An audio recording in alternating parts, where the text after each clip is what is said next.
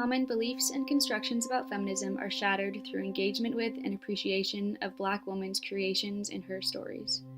What is left is an intergenerational pathway towards liberation, trailblazed by Black and African women for themselves, their successors, and with little acknowledgement, the rest of the world.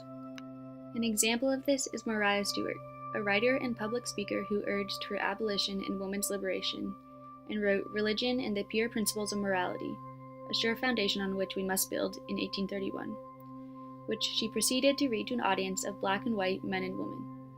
In this tremendous act of courage, Stewart rallies the daughters of Africa to pursue liberation, outwardly asking them to foster unity and love while between the lines urging them to use whatever means necessary, invoking the idea that no risk, including death, is too high in the pursuit of Black female freedom. This is 17 years before Seneca Falls, the supposed first women's rights convention, takes place.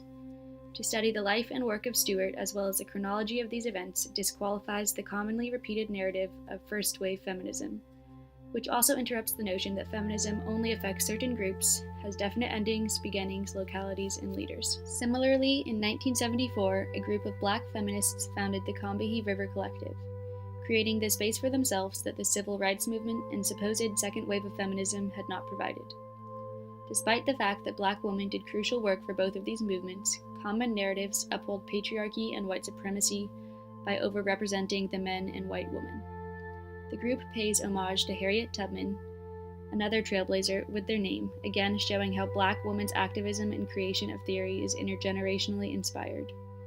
The Combahee River Collective statement introduces how interlocking systems of domination, such as patriarchy, imperialism, capitalism, and white supremacy, culminate to affect Black women.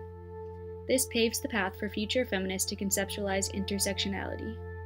To read the Combahee statement is to understand the nexus that Black women live in, a web that attaches them to every system of domination.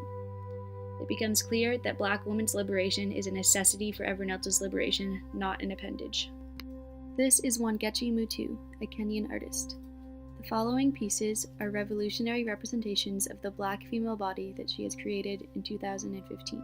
The collage format points out how common images and narratives of Black women are constructions, by literally cutting them up and constructing new ones.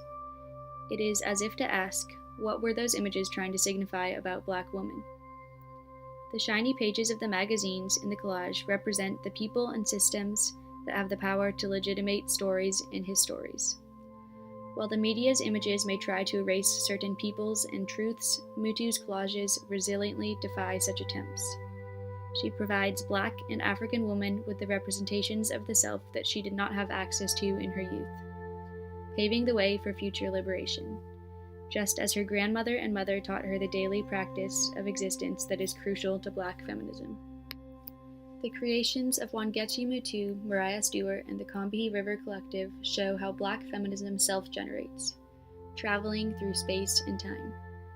Appreciating these contributions is an active choice that frees the mind from normative ideas about constructs such as Blackness and femaleness.